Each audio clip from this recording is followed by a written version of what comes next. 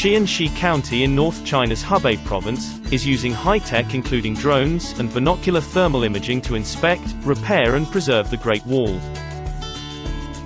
The Great Wall, a symbol of China, is actually not just one wall, but many interconnected walls, built between the 3rd century BC and the Ming dynasty.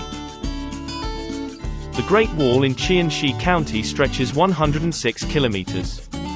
Liu Shaoqiang is in charge of protecting a section of 10 kilometers. 以前我们巡山了啊，南北山，基本上这得是2天的活计。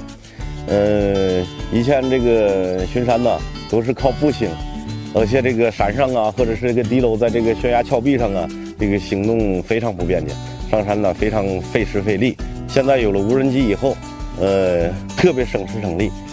发现情况，无人机这个一开，基本上全程这个巡视啊，也都是几十分钟，而且都是人力达不到的地方，无人机都能去了，所以说巡视起来非常方便。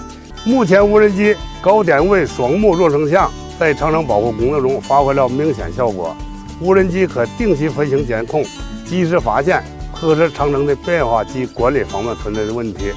双目弱成像摄像头可对一些长城点位、点段、区域进行对比分析，包括长城沿线的建设施工等各方面的检测。